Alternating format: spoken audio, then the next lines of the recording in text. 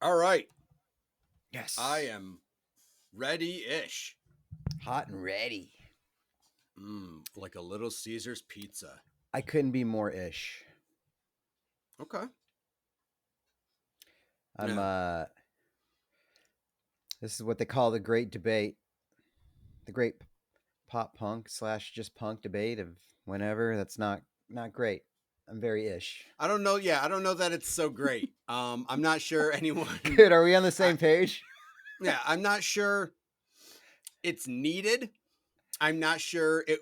I mean, it was asked for literally. So one person definitely wants to hear this.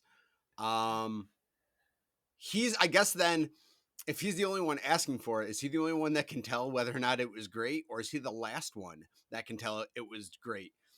Because it's almost, I think the true sign of greatness is going to be from people who have no opinion or even idea about who these bands are, and they're just going in as objective as possible and totally are on the fence and can be swayed one way or the other based on today. And even if they never listen to the music, even if they never listen to the music, they're going to have an opinion on which band is better. And in that regard, isn't this the greatest of debates? I mean, that was it's sort of me because I mean, I mentioned it when we brought it up, but in the 90s, I definitely had a cassette tape of Green Day, Dookie, which I beat into the ground. It was like a blue cassette tape. It was rad as fuck. And then I had the Dude Ranch, CD. Good. And I must have had Enema of the State. And then I don't know. But then I didn't really listen to it after that. And now I know why. So that's a terrible way to start this debate. It is. I'm telling you. You didn't say anything positive about the band you're talking about. That's right. I didn't. Wow. This is going to be very hard. Green Day's going to win this fucking thing in a landslide, folks. And they deserve to. This is like, again, this is a terrible debate. It is. It's like comparing favorite junk food, either pizza or your own feces. And yet you should become a defending attorney. You should become defense counsel. You do really well in the courtroom. Your Honor, ladies and gentlemen of the jury, my client may be a piece of shit. They may or may not be the worst being on the face of this planet. However, I would rather they not go to prison for this murder, and I'm going to explain to you why. Listen. It's a trigger warning, folks. That was my way of ripping off the Band-Aid on this debate. I will do. I think there's a call. There's a call for Blink, and it's not with their music. That's certainly it. Green Day is a better band. They've made better songs. It's just the way it is. There's no two ways around it. I don't think anybody listening to this can believe otherwise. And it sucks. I get it. It sucks to grow up and realize that a lot of the music you listen to when you're a kid is Dookie. But it's not Dookie. And I guess that's growing it's up. Dookie because it's not Dookie. Yeah. Now, what Dookie isn't is Dookie. What? Yeah. I mean, it's hard, man. And despite all that, maybe they're responsible for more than we know in our culture, Maybe they're responsible for more feelings shared, for more memories had, for more lives saved. Wow. Folks, he's taking this debate to weird places. Your Honor. He had to. He started doing the research and he realized he had to get fucking weird with it. Damn it. I should have seen this coming. This is Strangely Familiar with Matt and Jeff. Hit the music. I've confused my priorities.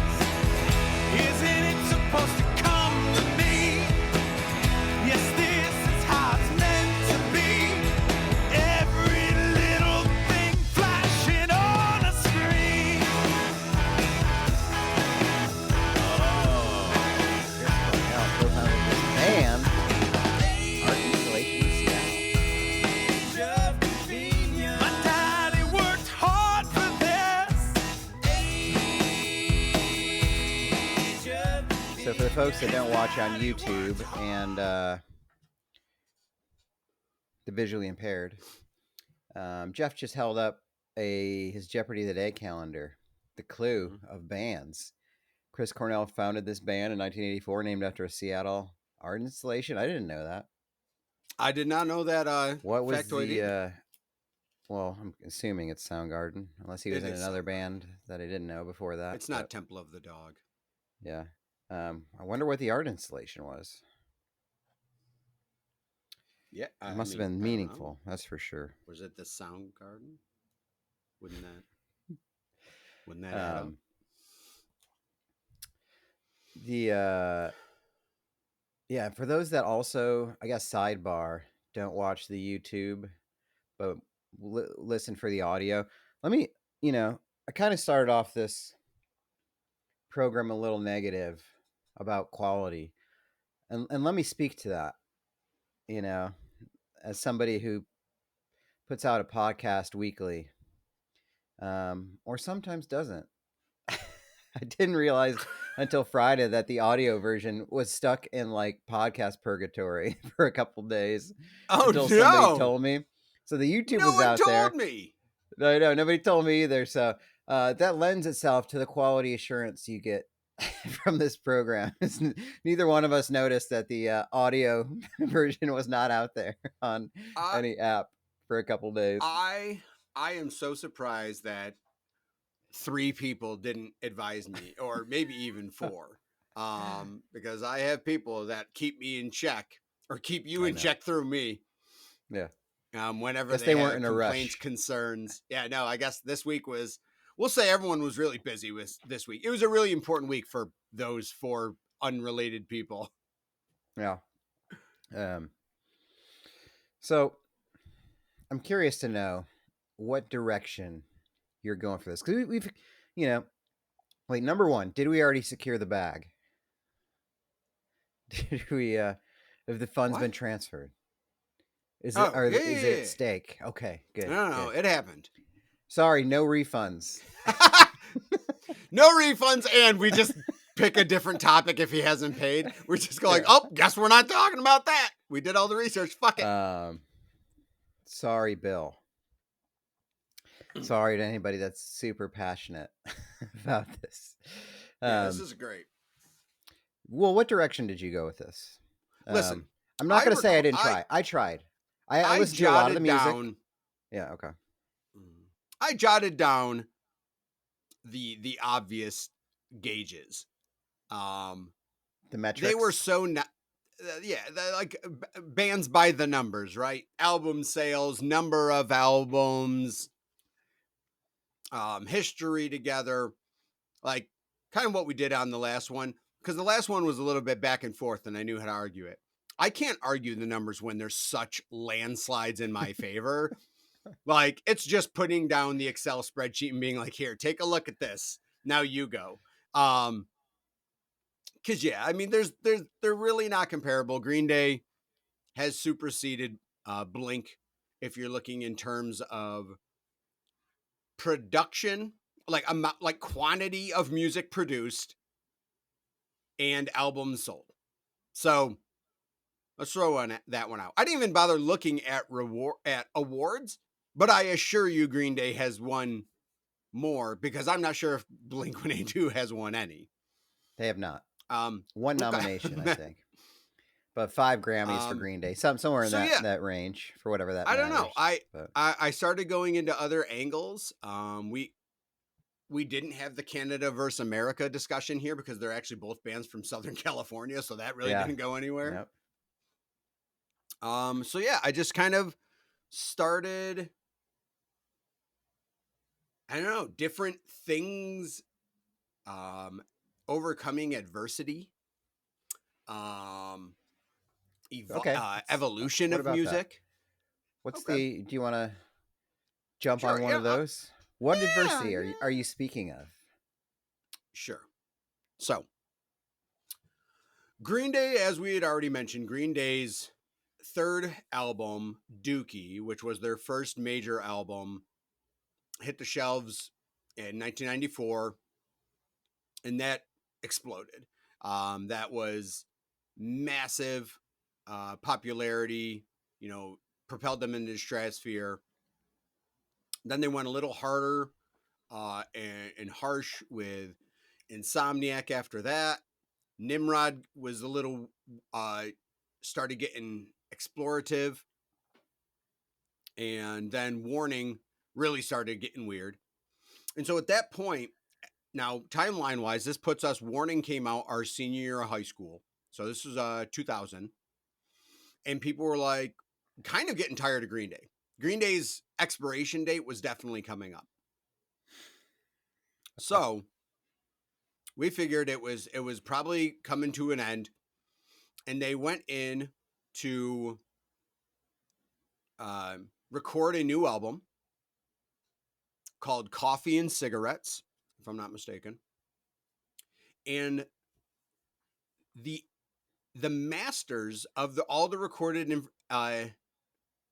songs and stuff got stolen.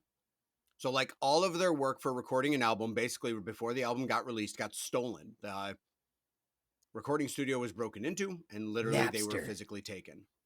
Oh, So IRL. physically stolen. Yeah. Yes. So they're like, okay, we have to re-record and reproduce all of this music. And then they stopped and thought, well, is this our best music that we can write? Is this the best thing we've brought to date? And I guess none of the band members agreed that it was. So they're like, well, then fuck it. Why re-record it? We're going to do something different. So they went back in, decided to work harder, smarter together, and they produced American Idiot, which was nothing like any album that they had ever done, or really anything that anyone had done in rock that had been accepted by pop music, since like, 70s was, there's a lot of classic rock bands that did like concept albums and stuff. And that was definitely not the case of what people were trying to do in the early 2000s, just because it's not radio friendly. Well, American Idiot ended up being ended up worldwide their best selling album. It sold 23 million copies worldwide. And That's wild that was the one, huh? Yeah. Songs on that hit the #1 Billboard spot in 18 different countries. So just overcoming that adversity, and that really did propel them back into the scene. I went to the American Idiot tour. And, essentially from that album, and for those of you that don't know, it basically tells a story. And there's songs on it that are like 8-9 minutes long. They have like 5 different movements in them. And it basically eventually turned into a rock opera. But like in the concert, they played half the concert was like their old stuff. And then half of it was literally like the first 9 songs of the album just played straight through. And it was wild. And that really set them up for their second wind, which they haven't really come off of. Having recently, actually, both of these bands released an album in the last year, ironically enough. They did, and they're both on tour right now. Right now. So that's the overcoming adversity, is that they could have, one, recorded the album, released it, that Coffee and Cigarettes, and just been another like, meh, whatever, we're filling our contract, we're releasing music, I guess that's what we do. 2, they could have dealt with the adversity by just being like, yo, fuck this, we're not even going to release the album, we're just done, and quit. But they went the route of kind of seeing that as a call to action of reassessing their entire band life, and ended up banging out an incredible album that is heralded as probably a top 500 album of all time. I believe it actually did get into Rolling Stone's most recent one, which again, top 500 album sounds like it's like a meh accolade, but in reality, turns out there's a lot of music released in the world, and that's a pretty good nod that was their kind of their second wind. The overcoming adversity, it is interesting. One could speak to Blink 182's overcoming of adversity. Um, you know, just a few small things that they've overcome in their days. All the small things. Masturbation music, masturbation soundtracks, notwithstanding, overcoming that, overcoming uh, tunes about why girls don't like me, even though I jerk off all the time. I don't understand. That doesn't add up. I'm a nice guy. I just sing about jerking off, but girls still don't like me. How can we overcome that? But overcoming in 2008, Travis Barker's plane crash. He's still alive. Forgot he was in a plane Overcoming crash. where 4 people died, and the only other survivor of the plane crash died a year later from an overdose. He's the only survivor of that, and arguably the best musician in the band. He survived a relationship with Playboy bunnies. I mean, how do you come out of that? With reality stars, he's still out there. He survives tattoos on his eyeballs. I'm pretty sure. I don't understand. Maybe I don't know exactly where all of his tattoos are. He survived those passionate, deep blue eyes. He's doing it. Tom, actually, how about Mark? Mark, cancer, 2021 comes out publicly. Cancer diagnosis, survives it. He's got a Twitch channel. He's grown up. He does crossword puzzles on it sometimes. And it ignited a redo, a Blink 183, if you will, a I love comeback that you story go, for the he ages. overcame cancer. And he has a Twitch that he does crosswords on. Do you know how like rhythm is supposed to go, He's or like living building? it up. He's living it up. And of course, Tom DeLonge surviving multiple alien anal probes. Oh, hold on. Allegedly, folks. This is this. I knew the Tom DeLonge part's going to start getting a little weird. But they have, and here they are. They've come back. A lot of their music is on the nose. What's the concept? It's what I already said. It's fun. It's energy. It's being alive. It's I'm gonna write this down and we're gonna go with it. It's about what are we feeling right now? What do we want to put out there? And it's about coming together. And it is. There's a level of maturity to going through some shit and realizing, hey, maybe we're all different. Maybe we're not the band we thought we were. Maybe we got to go our separate ways. But we did have something that's worth exploring, that's worth appreciating, and for one last time, bringing the band back together, which they've done. And now, I mean, I listened to the new album. It definitely holds up as a Blink album. It's thoughtful. It's still, I would say, the lyrics are still on the nose. They're still raw. Not a lot of poetry. Not a lot of allegory, symbolism, metaphor, but just real rawness and expression of what they've been through. And I think that's a testament to overcoming adversity in itself. Floor is yours. Yeah, I mean, sticking to what you're feeling, what you believe in,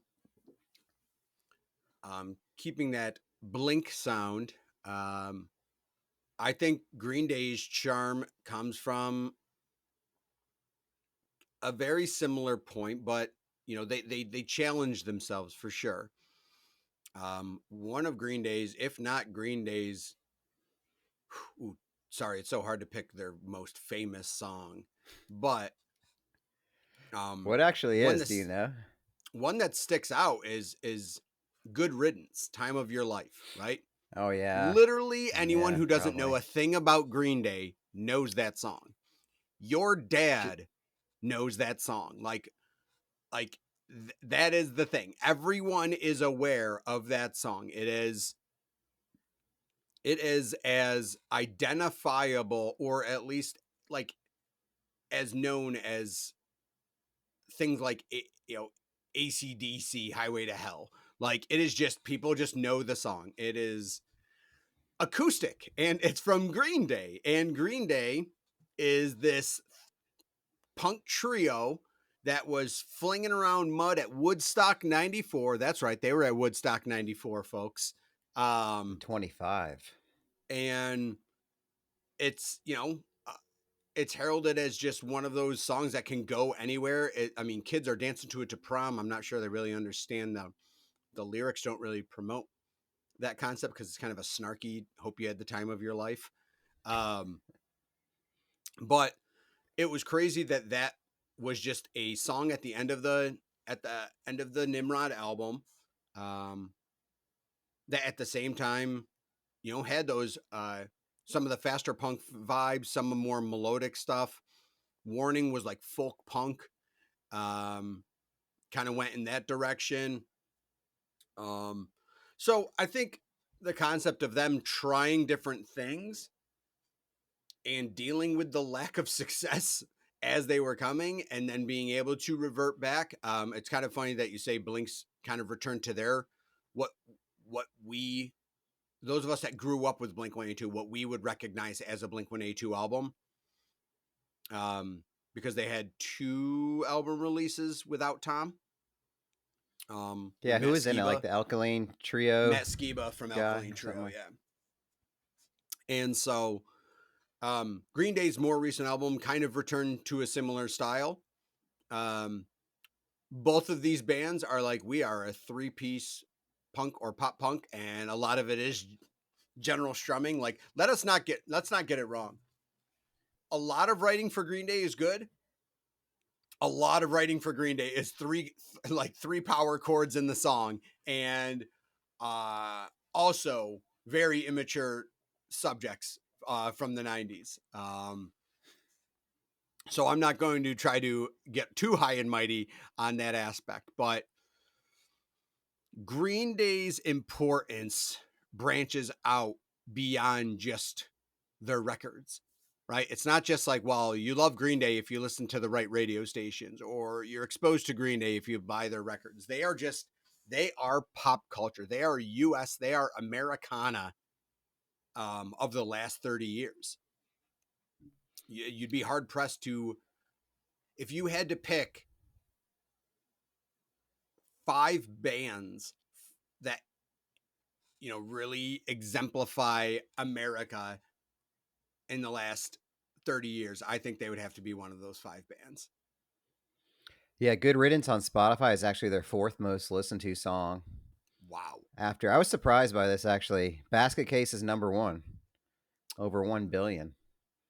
That's I don't know why I'm surprised, but it's like yeah, but versus like it wasn't like the biggest when it was a huge hit, but it wasn't like the other one. Second is American Idiot. Third, Boulevard of Broken Dreams. That was oh god. pretty popular for a while. Yeah, I fucking hate it though. It's only good Um, in the album. but yeah, Good Riddance was like every high school dance or like every end of TV show song, basically. Yeah. But yeah, the Blink. I remember they had a very notable movie song. Wasn't it American Pie? American Pie 2. Wasn't it? Yeah. They Actually, they had were their. in American Pie 1. That's right. That's what Actually, it no, I was. think Yes. they might have had songs in both, but they were in Yeah, American because they Pie were 1. watching the jerk off scene. Strangely enough, or whatever the Well, pie scene or whatever, no, they were watching the weren't they? Shannon Elizabeth Oh, it's getting Shannon naked Elizabeth. on Yeah, the yeah, internet. yeah, yeah. On the dial up. Go Trig Boy. Go Um, Trig Boy. um, I would contest that in terms of like, yeah, American presence. I think Blink. I would argue because of the way I mean, you're speaking about Green Day. I don't consider Green Day pop punk. I mean, I know someone could make the argument that they're punk and they're popular like mainstream, but I don't like the aesthetic of pop punk. I don't necessarily find with Green Day I per se, agree. especially because of their diversity. But I do find it with Blink. Mhm. Not only that, I would mark them as the forefather, the groundbreaker of mainstream pop punk. Um, they started basically a decade's worth of like pop punks becoming mainstream and bringing that sound out. I mean, and it was notable in our years because that's what, yeah, we were like the perfect age for it. Um, the late '90s, early 2000s. Then you have bands breaking out, or at least having hits. You've got your I mean, Goldfinger was out there, but I don't think they didn't. I mean, they had the Tony Hawk thing, but I think they really bumped up once Blink became popular. I think like Bowling for Soup, Simple Plan, all these bands start coming out, having hits, catching a vibe. It brings you all the way up to like sort of the emo. I think they also had a big, yeah, impact on emo music. You know, Paramore, and then bringing in your even into your AFIs, My Chemical Romances. I don't think you get those bands in a way without having a Blink, without the like alternative vocal sounds, without a little bit of the screamo, a little bit of the whine.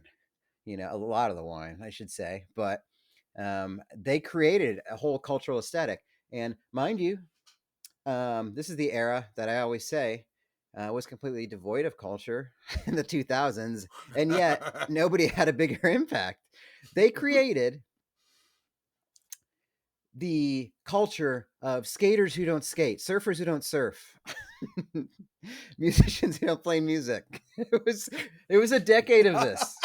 Everybody dressed like your favorite bartender. Everybody had long dickies of shorts, Etnies t-shirts, um, a sweatband halfway up your wrist, a flat brim cap, 45 degrees to the side, helmet hair. It was an era of that, and you do not have that for better or worse without Blink 182. They had one of the biggest impacts on our culture for a whole decade, of a bigger swath of people than I think I can even think of. When I think of black and red star tattoos on everybody's calves, I think of Blink 182. When I think of the Warp Tour and pink smiley faces, I think of Blink 182. I think of an era that I can't really remember. I think of Blink 182. Um, yeah, it's undeniable, you know, their impact on American culture. And I can't argue it. It's there. It exists. People share stories about it. They share member berries. People are going to concerts about it right now, showing off their tattoos to the original members of Travis Barker's face on their body, of all the stories, of all, you know, the Bud Lights, all the Keystone Ices that were drunk around an auditorium campfire, all the weeds that were smoked. All that. It was a more simple day. It was weed and beer. That's what people had back Okay. then. It wasn't like we Yeah. didn't have all of our No special one was. chemicals that we have now. Yeah, no one was Yeah, really experimenting with stuff back then. It was weed and beer. yeah, yeah. Um, but it's wild. I mean, that's one of the things that stood out when I was going through it. Is like it doesn't matter what you think, what I think about the music, how it holds up. They're in the blood of people and parents. There's a lot of parents out there now that go to these shows that met at Blink 182 shows or shared that cultural experience. And, it's a testament to it, to that culture. And I'm still kind of floored by it. Because I remember watching, I had it on VHS tape. The MTV tried to cash in on the X Games in the late 90s. So in like 1997, they had the MTV Sports and Music Festival. So they Yeah. would have like, it was more like showcase, but they had like basic skateboarding, BMX shit. Um, and then they had bands. They had like Offspring played there, and I remember watching that. That was on the Ixnay, on the heels of that, and then Green Day was on there. Hardly known, I think Dammit had been out already, but they played there, and I used to watch that a lot. Um, it was like, man, these guys talk about everything that's important to me, jerking off and not having girlfriends. That is everything that I know, and Really. it's it's carried over for a long time. But yeah, they hit that mark, and I was always surprised by like when you go through their hits, it's similar. Where like when you go through their, um, like what would you think is their biggest? I don't know if you already have looked it up before, but their biggest Spotify. Blinks. Yeah, Um, Most played song on Spotify. What's my age again? that's number two. Number one is All the Small Things. So that Okay, it was, is all small things. Yeah, yeah, that and got that hit played. big. That hit That so was, much radio play. It was fucking insane. and TRL, that has because that more was a music than, video of them yeah, like making fun of like boy Backstreet band Boys. videos, which Yeah, yeah, was yeah, counterculture becoming culture. Like, yeah, making fun of boy yeah. band videos when boy band videos were still actively on TRL. So everyone's like, yay, we're all having fun. But yeah, and that has more than Basket Case, even 1.1 billion. And I hear it at like whenever I watch, like in Colorado Avalanche, like every hockey team now has a song at the arena that it seems like all the people sing. Like they'll play it like 10 minutes left of the third period, and then they'll cut it off, and everybody will keep singing it. And like the Avalanche use all the small things, and I think it's in other stadium things. But yeah, it's wild that that's the big hit. Yeah. But then you get to like "I Miss You," Adam song, some of the depression songs that I Because you think can't be that pop sticks punk with without people too. depression. Hmm. Yeah. Um, yeah, an indelible mark on the late '90s, early 2000s. Huge impact, fashionably, culturally. Hmm. Hmm. I can't. Every time I see a bartender, that still people still hold on to it this day. Have the bottle opener in their sweatband right there, and they're caught right in there. It was just like got that red, white, and blue. I'm like, I know where you been, man. I feel you. Yeah. It's man, saying that they are like the they created the concept of like skating clothes for people who don't skate and stuff. I'm like, shit, that's exactly right. Like that's the perfect way of putting it. I hate it. Um, yeah, I mean, they were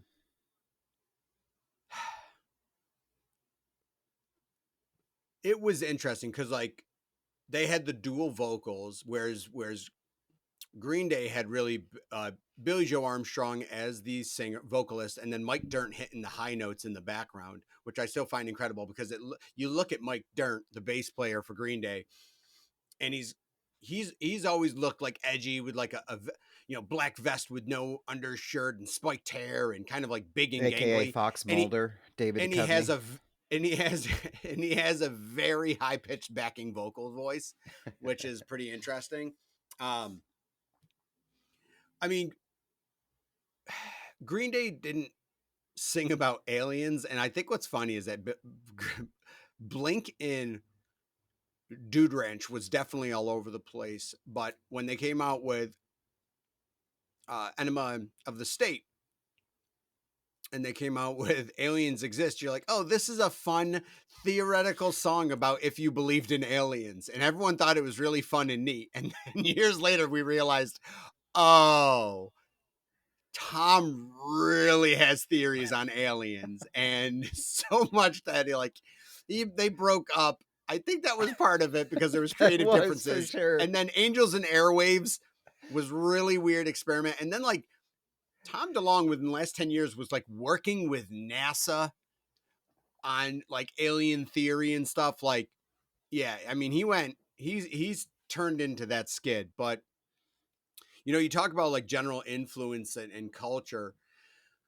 Green Day again, probably the so you have Woodstock. I don't know if you heard about it. Pretty big festival in New York. But the return of Woodstock 1994, sometimes gets lost in the mix because there was also Woodstock 99 where Fred Durst caused the Hmm. world to basically get set on fire, and Yeah, there was less assault in '94, I think. way So less assault in not as many 94. documentaries. Yeah. Yeah. As you can see, way less documentaries because if there's nothing negative to talk about, why talk about it? Whereas a big part of 1994 was those you can Google Green Day's Woodstock performance and all the mudslinging going on during their song Paper Lanterns. And it is complete chaos. And in 1994, like that's what people decide to like really turn into. That really helped propel them into the spotlight, their 94 performance, because their album had only come out maybe 6 months earlier. Dookie had come out. So that really, um, brought Woodstock back as being like a really successful thing, which probably generated enough interest for 99 to happen. Unfortunately, but it was definitely the heralded performance of that event. Now, some other things after the resurgence with American Idiot, they were so into the pop culture that they got something that many bands never got a chance at. And if there's anything that defines culture of music and video games from like that '07 to maybe the 5 year span of '07 to 2011 is Rock Band. And Green Day had their own edition of Rock Band. So Did Guitar they? Hero, Rock Wow. Band, both of those games were a big thing for not only honoring classic rock and getting those artists their due diligence and kind of their roses, because it exposed so many artists that were, basically not appealing to a younger generation in the late 2000s. um, got their songs highlighted, a song or two in the different games of Guitar Hero. But Green Day got their own Rock Band edition. It had like 60 songs of theirs, and I, for one, owned it.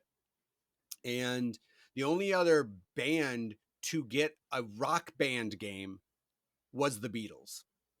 The Beatles had the Beatles Rock Band. There was Green Day Rock Band and the Beatles Rock Band. So pretty good company. I hear the Beatles were decent in their day. I read up on them. They did not have songs about insects or aliens, for that matter. Well, no, I probably should pump the brakes on what the Beatles songs uh, went They into don't even know in what their they later were about. years. But as far as shaping culture, there's really no bigger honor. If we're going to go down the route of Guitar Hero, adding those in, Guitar Hero had Aerosmith, Metallica, and Van Halen. Um, so again, you're keeping absurdly big company with going down how they can influence a generation and or at least infiltrate real true pop culture at the time. Now, kind of going hand in hand with that would be the longevity that Green Day's had.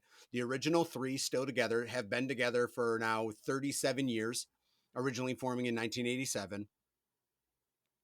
Um, I looked up, and between movies and TV, they have 135 credits on IMDb for soundtrack contribution. So Holy like, shit. yeah, in the movie world, now that started in, if you want to get 90s, let's talk about what their movie contributions were some in the earlier days in the 90s. Jerky Boys, Angus, Varsity Blues. And Matt, I don't know if you know this movie, but a little movie called Dirty Work. Does that sound familiar? Huh. I believe What song was in that? I knew you were going to ask me, and I knew I should have I should have remembered. Burnout. Okay, I yeah. think it's Oh, when that's a Norm good tune. Yeah. Macdonald. I think it's when Yeah. Norm Macdonald. Oh wait, nope. That's Semi Charmed Life. I I was was gonna gonna say say when they he probably walks couldn't up to afford his. one of the big hits, but Yeah, Burnout. Burnout is a fantastic album or a fantastic song off of Dookie. I believe it. Burnout opens the album, but on TV, talk about '90s. They're featured in 2 episodes of Beavis and Butthead. All right, Joe's Apartment. Other movies, Private Parts. Um, 2 fairly large shows in the '90s, ER and Seinfeld. So on top of that, they have, I think I saw like 9 showings on David Letterman. All right, when he had the Late Show, or yeah, Late Show. Conan O'Brien in his early years, and they actually even squeezed in a performance on the Tonight Show with Conan O'Brien, despite that show lasting only like 3 months. They were one of his guests. You want to know who they shared the stage with the first time they were on Late Night with Conan O'Brien back in 1994? You know who the Oh guest was? man, let me try to guess. Christian Slater. No, that's a great guess. And I kind of maybe wish it was. He's a real American, and he's pop No culture way. in the epitome of pop culture. Hulk Hogan was on Wow. there the first time they were on a late night television show as a performer. Yeah. They were on the show with Hulk Hogan on Conan O'Brien. Are you The serious? best I didn't is even know Hogan was on there. the next one they were on with Conan O'Brien. The guests were Francis Ford Coppola and Bryant Gumbel. Oh So man. you're talking wrestling. Then they had the star power to be on with the director of The Godfather and Brian Gumbel, who's an OG as far as credibility in journalism. Now, I can't help myself. Going back to the pop culture side of things, their third and final appearance on Late Night with Conan O'Brien, Dude, how the fuck do you know all? shared the What is this stage with research? Shared the stage with Nicole Richie and Keira Knightley. Slightly different company, but Wow. what's important is that not only it's all about how popular they are. They can share the stage with those people. All right. Oh So fuck. The Nicole Richie. the Nicole Richie, Lionel's daughter. Yeah. Yeah. Wow. Um.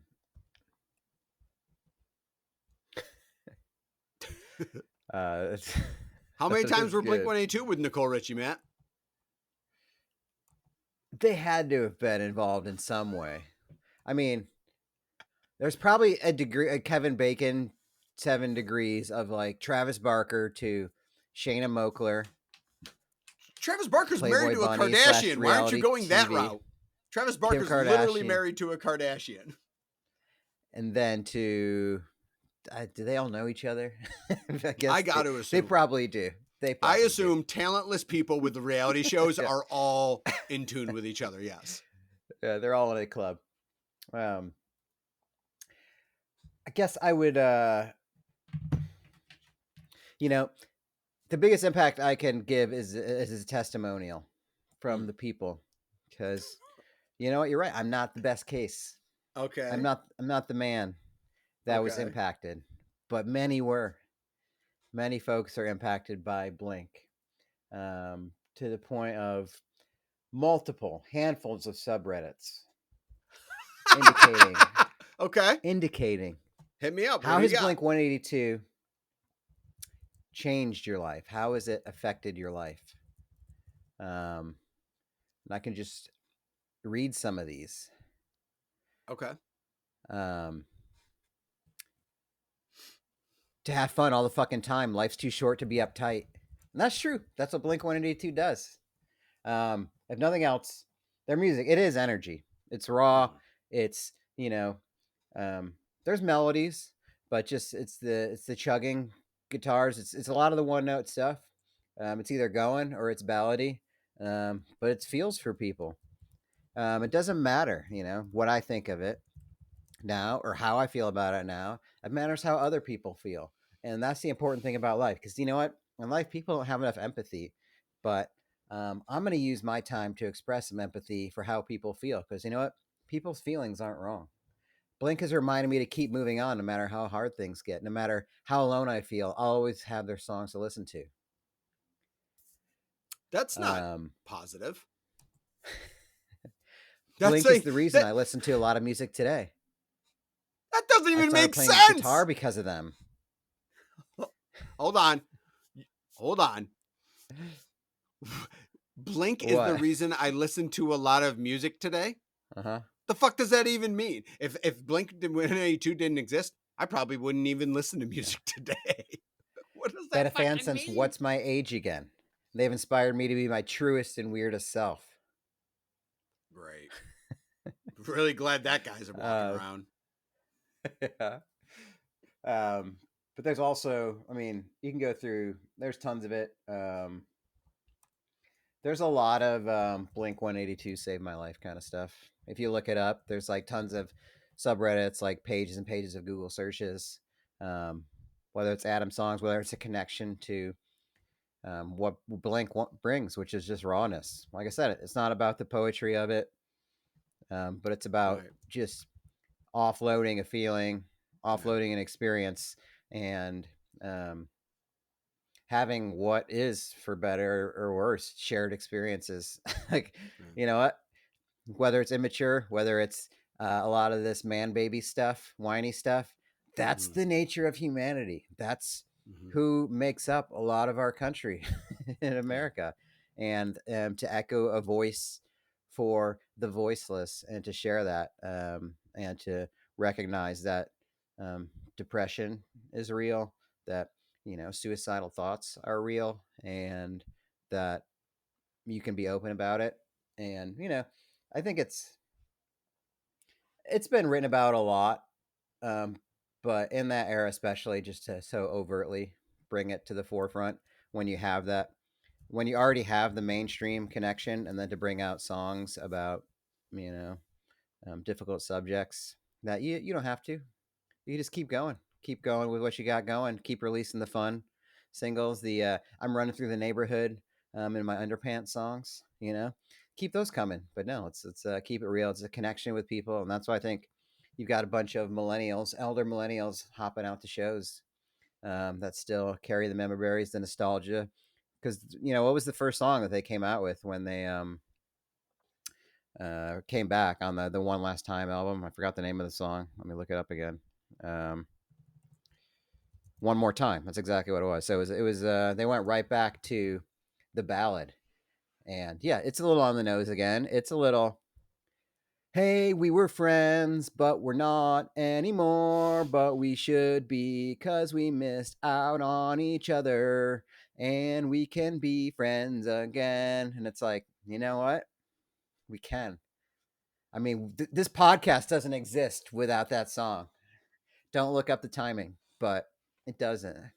And there's inspiration to it. There's this, you know, things. A lot of people our age now have gone through the losing friends period of their life.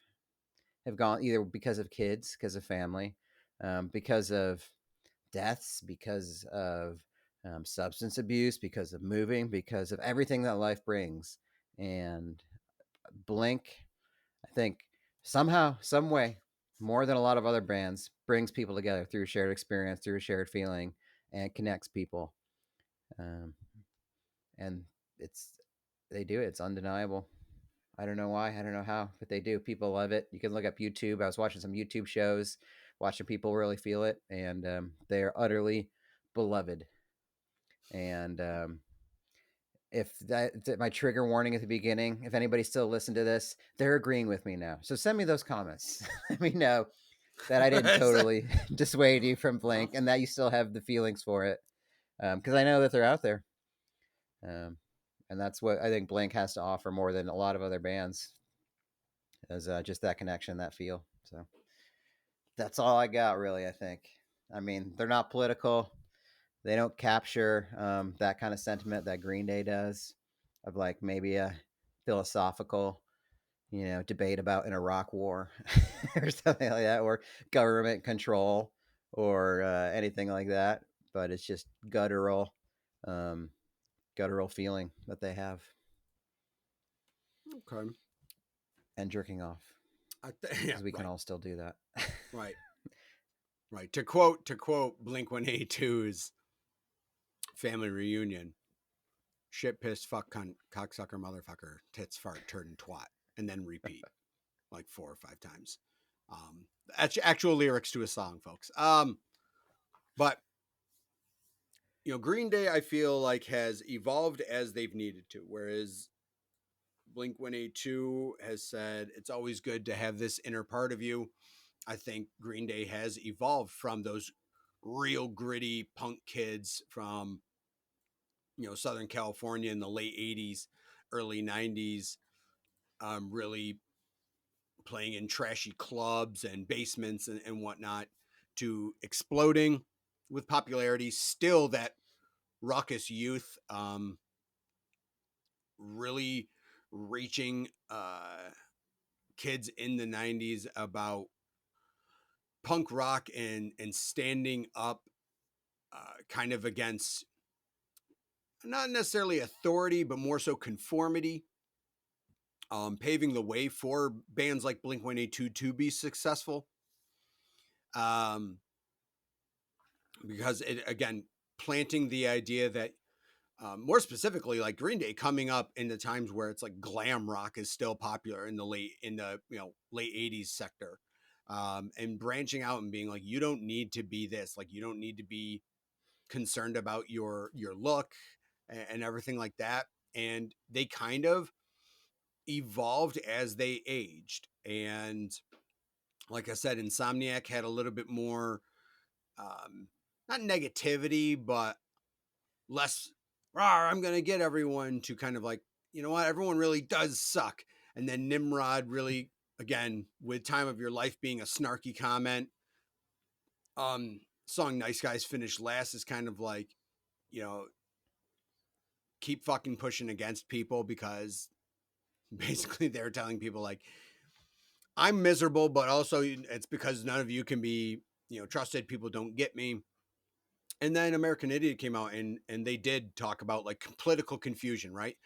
I mean, literally the song slash album slash play is called American Idiot, and it starts with like, don't want to be an American idiot. And that's because, post 9/11, they were big into the aspect of, they were addressing the fact that America was, back into the Middle East and being aggressive and trying to, arguably the argument was they were trying to push people around, and it was okay to stand up against that stuff. So I think they were going with a lot of people that had been listening to them, was like, yeah, you know what? Green Day was right for me when I was 12, and they're right for me now, again, 10 years later, when I'm in my early 20s, speaking their mind and stuff like that. So I think they were an important part of growing up and still being the voice for that same group of people. Now, do those people need as much of a voice in their 20s, 30s, and now 40s? Probably not. So you may have something with Blink 182 speaking more to people, hitting sentiment, because it's, again, not needing a voice, whereas teenagers feel like they often need a voice where adults don't. Um, but I think I think Green Day, the biggest takeaway from them is that, um, they are admirable, first, in that they're a three-piece band that has been a three-piece band for, um, now going into 5 calendar decades, um, with the 80s, 90s, aughts, 10s, and 20s releasing albums. And in music in general, that doesn't happen anymore. Not not that it's necessarily a bad thing, because if it doesn't work, it doesn't work, and maybe even Blink went that route. But I think it's admirable that they kind of had a a arc, a story arc, which was up, then was starting to proceed down, then went up again, and then I think they kind of plateaued. I don't think they're going to do anything epic in the future. Um, Again, I don't think Blink 182 is going to either. It sounds like this is a one and done, possibly, for Blink 182.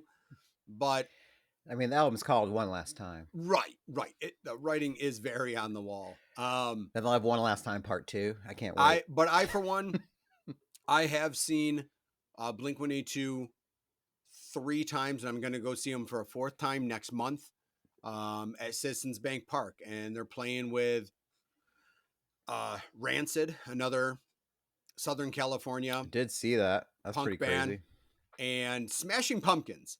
Very curious to I see how that know. works in. Yeah. Um, I don't know what to expect with that. I've never seen Smashing Pumpkins. I have seen Rancid. I have seen Green Day. But yeah, I mean, I am going because I know I'm seeing a member of the Rock and Roll Hall of Fame um, that always has put on a good show and has acknowledged their own difference in sound. And I don't think a lot of bands embrace that they've changed sounds in the right way all the time. But last time I saw Green Day, they had like 3 different sets for stage, and they basically played 3 different mini shows, meaning they took, hey, here's our stuff from like the year 2000 or before the year 2000. Here's our American Idiot stuff. And then here's our stuff post American Idiot. Like, so I think that there's an appreciation for what they've gone through. They know they've been doing it for so long that whether they planned it or not, their careers are broken up into different sections, and they embrace that fact because a lot of bands that do that, I mean, almost all bands have to do it because you can't make this, you can't just recreate the same album time and time and time and time again. Both, you know, Metallica has gone through, you know, you could break their career easily up into phases. Aerosmith, you could break their career up to phases. I mean, a lot of great bands have that if they've been together for over 15 years, certainly.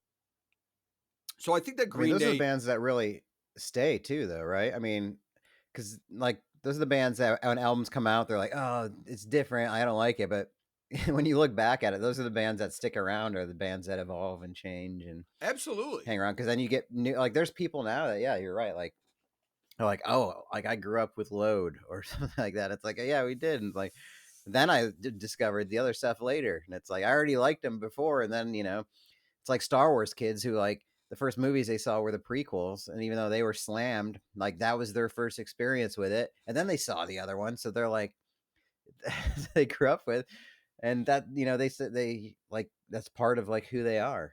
Yeah. Um, so it's I mean, there's definitely an advantage to it, but also um, I think it's genuine to evolve as well. So, so I think I will say that I think that you have made a solid backing for Blink 182, knowing what you were up against. However, that being said, I do believe that Green Day is the overarching, how do I want to call it? I certainly don't want to say success story because to question either one of these band successes would be stupid. Um, what was? Hold on, I gotta go back to Billy's text as to Yes, what the. yes. All right, so let's I've talk muddied the about Billy's waters text. enough. It All right, can't. It's a it's a mistrial. all right, all right, all right. That's all I needed. Greatest pop punk band. Well, shit. Greatest pop punk Yes, band. yes. That's tough because I think Green Day played into pop punk, but no doubt you'll cover all the appropriate bases. But in attempt to steer who had and continues to have better album sales. All right, that was Green Day. Who's got the more robust discography? Green Day for sure. Who had more successful tours? That's hard data to get, Billy. Mm-hmm. More tours. Green Day certainly. Again, because I'm assuming the American Idiot tour was absurd. Um, Mm-hmm. but I will say I remember Blink had the actually. How's this for irony? Blink was the Warped Tour, Well, yeah, basically. but Blink had. Let me see if I'm right. I want to make sure that I'm correct on this. Hold on. Make sure I have this correct. Okay. Let me take you a time of the summer of 2002. 47 shows in from April 17th to June 17th. 47 shows in 60 days. The Pop Damn. Disaster Tour was Blink 182 and Green Day with Yeah, supporting I know acts they double billed. Yeah, like Jimmy Eat World, Saves the Day, and Bad Religion. Like supporting act Bad Religion. that's what's silly. Yeah, really silly concept for those of you that don't understand. That is a very, very silly concept. But there's even the track list of this, and my God, it is phenomenal. But I mean, it's so hard to say. Um, whose current status still holds up? I would argue that people were more enthralled to hear the Blink 182 album that just came out as opposed to the Green Day one because it was the return of Tom DeLonge to the band. So I think they definitely have that going for them. That being said, greatest pop punk band.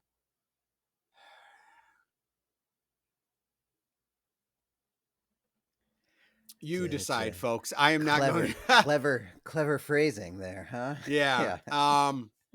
So I think that does narrow it big time because of the specification of what our producer Billy asked for. Greatest pop punk band of all time. Certainly, you ask any pop punk band ever. I'm not even kidding. If you asked any pop punk band that would be considered a pop punk band, who their biggest influences are, I'm not going to lie. I don't know who would win between Green Day and Blink 182 because if you said name your top 5 biggest influences, I wouldn't be surprised at all if bands named both of those bands. They would be, yeah. I mean, if you Google search either of these bands or any history or like Blinks, I mean, they're in so many articles together. Um, they're tied at the hip. They're different enough. Um, the important thing is that one of us sandbagged our band so bad at the beginning that now we've come around. Why not come around to to, to the end and setting the bar so low Right. that Yep. you know what? I think the best pop punk band. I mean, we might have even talked about it in the show. Somebody probably did about how one of them is a pop punk band and one of them really isn't. So You talked about it, but yeah, that's right. Factually that's right. correct. I did. Um, yeah, I mean, folks, we're gonna need you to decide, even if you don't know I any of know. these. I just checked. I did an age check, and Oh yeah, Mark Hoppus, I think, is the oldest person out of the 6 people we're primarily talking really? about. Yeah, he. Hold on, it's crazy because I feel shocked. I'm shocked. I knew Okay, so Travis Barker, and Tom DeLonge from Blink 182 are both born in 1975. Mark Hoppus and all 3 Green Day guys are born in 1972. So for bands, this is pretty interesting because like everyone's born in the same time. Um, Yeah. oh, Billy Joe, February. Mark Hoppus is March of 72. Mike Dirt is May of 72. And Trey Cool is December of 72. So sorry, Billy Joe Armstrong is older than Mark Hoppus by like a month. Um, I but would have guessed he was the oldest. You yeah, can tell. it's it's pretty wild that these guys, 2 guys in their in their final year of their 40s and 4 guys in their 50s are the topic of who's the greatest pop punk band to ever grace the stage. But I mean, it is what it is. I'd still pay to see both these bands. So I guess I am what I always like to come back to is I'm like, oh yeah, I remember being a bitter, crotchety, like 20-year-old kid and being like, why do these bands like Rolling Stones and Aerosmith, why do they keep touring? No one wants to see you. Oh no, that's wrong. That's stupid. You're stupid because now you're in your 40s, your bands are in their 50s, and you're like, yo, I absolutely want to see these people still. Um, but I can safely say that at least Green Day, they put on a very good show. I've actually never seen Blink. The plans just never aligned. And that being said, uh, once after Take Off Your Pants and Jacket came out, their sound started changing to something that really didn't call to me as much when they released like their self-titled. Um, so I never really had an interest. It was my Blink stuff was pre 2003, so more so in my teen years. Um, but I mean, people still go crazy. I always still have friends that are saying that they're going to see Blink, Green Day for sure, and I love that these artists are still pumping out music. and trying to, I don't know if they're trying to act youthful, but like kind of like what you said, embracing youth perspective on some stuff isn't bad. It's not a negative. Like it's okay to escape the shit reality of the chaos that goes on in our dumb country. So like a slice of nostalgia, a slice of just wanting to forget stuff, a slice of just being able to not feel young at heart, but understand that those emotions that you still have deep down inside are okay to have. Like you don't have to take yourself seriously all the time. You can still have fun, and fun doesn't have to be playing shuffleboard or mahjong. Like you can just have fun at a concert if you want to. And I think that's what these bands really keep alive, is that people can still have fun. And like you had said, people clearly taking their kids to these shows, just like it was a sporting event, right? It's, oh, I loved this as a kid. My kid now listens to it. Yes, albeit because probably dad or mom was listening to it in the car, but the kid enjoys it and can sing along. And it's a high energy show, so it can be exciting for kids. Whereas like what I listen to and what you listen to maybe in the car with our parents, like, yeah, I guess I could have gone to a Phil Collins show with my dad when I was younger. I would have liked the music, but I don't know how to act like, oh man, we're going to see Phil Collins. It's going to be sick. Like with these shows, it is energy. It is upbeat. It is lively. So I think it's great to still embrace that no matter what your age is. Yeah, there's a couldn't have said it better myself. What is an age even? What was my age? It's pretty deep, but it is cool to like still be like punk into your 50s, which is kind of a lame sentence. Like I almost hate the descriptive word like that's punk. So what does that even mean? You can go down a rabbit hole of that. But it definitely is an element of like, yeah, just it's hard to I mean, let's face it, Blink is right in my wheelhouse for humor. I'm filled with dick jokes. And I just, I just won't ever stop. I'll always think it's funny. And like, there's something about still like maturing but not like, not selling out, man, not selling out to life. And we all do it. It's like, we grow up. Like, I think part of it is like, it's stuff we always talk about on the podcast, especially like empathy stuff or like whatever we deal with in terms of like our anxieties and coping with those and learning how to be better people. But to still have the energy, it's very hard. It's very hard to not be disillusioned by life and society and bad people. So to be able to maintain any kind of like punkish youthful energy is admirable. And that's why it's still worth listening to. I mean, I still do punk. I mean, I still do I still punk. do the I punk. still punk sometimes. You know, when I'm feeling But yeah, sassy, dude, sometimes I'll punk. yeah, I'll punk all over the place. But yeah, I still dip into like, especially lately at the gym, like Pennywise, a lot of that. Like, I still like the SoCal punk stuff and all that. But I appreciate both these bands for what they do. Again, I'm not really a hater. I don't got much haterade in me for anything. I give people the benefit of the doubt for shit. Um, I happen to like Green Day more, but can't deny Blink's impact. So they're one and the same, and Uh-huh. therefore neither one of us is a winner. But we are both a little bit richer. Wow. That's interesting. Okay. Um, Sell out. we totally sold out. We did the least punk thing we could. we did a we absolutely. did a punk rock debate for money. You bet. You bet. How's that? This episode actually brought to you by another producer who just wanted an episode as ironic as possible. So we met that. Whoa, what a mind-bending concept. It's not. It was for money. So yeah, this was a pretty girthy episode, and I didn't think it was gonna have the legs that it had. But Mm-mm. we always give everything legs. Good thing we can talk about shit not incessantly for at least an hour. I know. Oh yeah, I'm gonna go back and it'll be like, why did? Yeah, all right. Mm-hmm. It's just like, Mm-hmm. actually, you know what? I won't go back because we don't listen to it. That's the spirit. No, Yep. yeah, People, no oh my God. quality assurance here. People being like, oh my God, I love the part with the blah, blah, blah. And they say a couple words and I go, I don't know what you're talking about.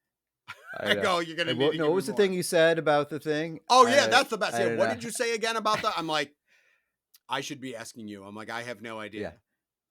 Believe it or not, once my mouth opens, it just starts going. Mm-hmm. That I'm Mm-hmm. not responsible Mm-hmm. for it. But that'll do. That will do. Guess What all we episode can was do this? is 77? yeah. Wow. Almost at the We big go 7, 8. It's pretty big. Speaking of bad music, I'm gonna bring to the forefront next episode. Why did I say bad? Speaking of bad music, like I'm still in on that argument. I don't know why. I think I've already overcome that. I want to talk next episode about the prolific band T-shirts that are out in the world on young women. I don't know Oh, if you've noticed this trend, like but 90s it's bands? very funny. That, but also not just 90s bands. Oh. So keep an eye out this week. If you're out and about, yeah, I challenge you this week. When you're out and about, wherever, grocery store, anywhere in public, Uh-huh. keep an eye for band T-shirts on girls under 20 or something. Make sure you look at the chest area for Jeez, band man. I logos was on going to girls say, under you 20. are really setting up for like, Yeah. oh, man. Yeah, make sure you're with your girlfriend just staring at girls' T-shirts out in public of college-age girls. What could possibly go wrong? But it's just start running a tally up and start to. There's one in particular that I've seen a lot that I'm like, what the fuck? Why is this one out here? Well, let's see if you can discover it this week. All right. Well, that'll do. There's two bands that have had their T-shirts worn by the youth for now going on. And I'm literally not at 30 talking about Nirvana and Sublime. 30 years. Yeah. 30 years. Those Those bands have had T-shirts out, and it's incredible. I don't understand it. It's an anomaly. Yeah. But it's another band that came out of the woodworks, and I don't know why. I'm going to try to figure it out. I'm excited. But okay. All right, everybody. We'll see you later. Go take a dookie. Take off your pants and jacket. All right, perfect.